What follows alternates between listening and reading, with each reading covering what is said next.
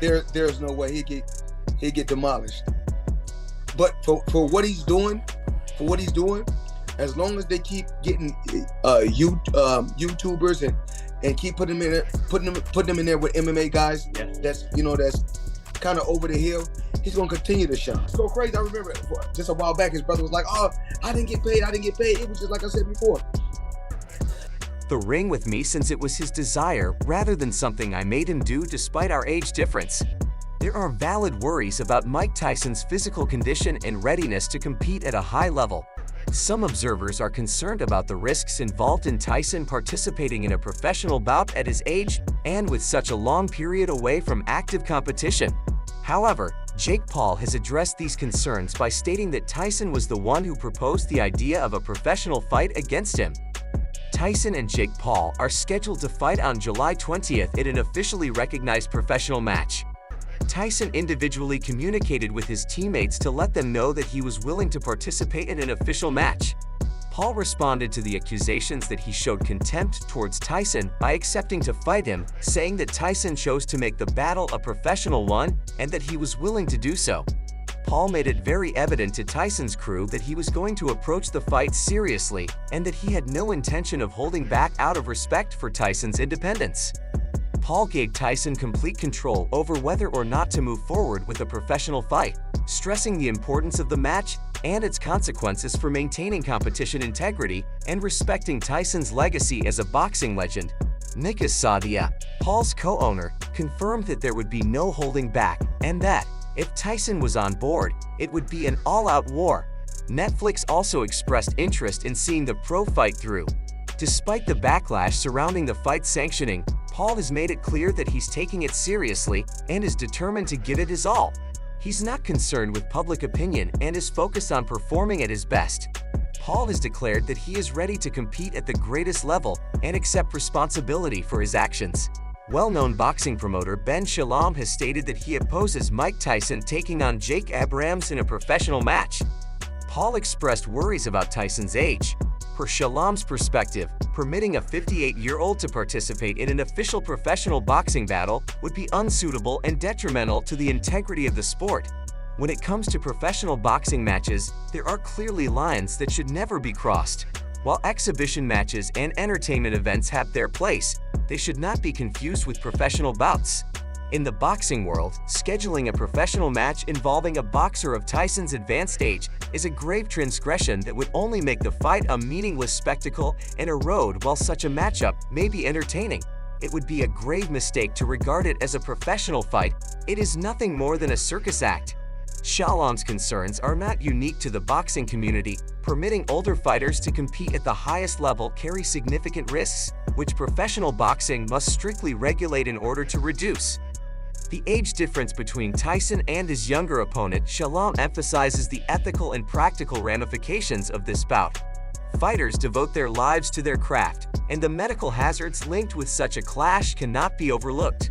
While some people may place a higher priority on entertainment value, the main consideration for approving a fight should be the player's safety and well-being. Shalom is not the only watchful spectator. There is chatter that if Paul strikes Tyson in the head, he may suffer a brain hemorrhage. In addition, Tyson may experience cardiac problems as a result of a significant change in his training regimen, which might have serious consequences. Health issues pertaining to the self-described baddest man on the planet, senior medical lecturer Stephen Hughes of Anglia Ruskin University stated in a piece for the discussion that Tyson is more vulnerable to subdural hematomas, a kind of brain hemorrhage, because of his advanced age and history of drunkenness. According to Hughes, the brain tends to lose volume as people age, lengthening the bridging veins and making them more prone to rupturing. The bleeding from these ripped veins creates a pool of blood that presses against the brain, causing confusion, unconsciousness, neurological impairment, and occasionally even demise, in addition to the potential health risks. Some people see Tyson's boxing battle versus Paul as a stain. Richard Rocker, in a recent interview with Tom Rocker, a well-known British boxer battling ALS, expressed his concerns about Mike Tyson's return to the ring. Raker cited potential risks associated with Tyson's return to professional competition, stating that allowing Tyson to compete at his age poses significant risks to both Tyson and the integrity of the boxing sport.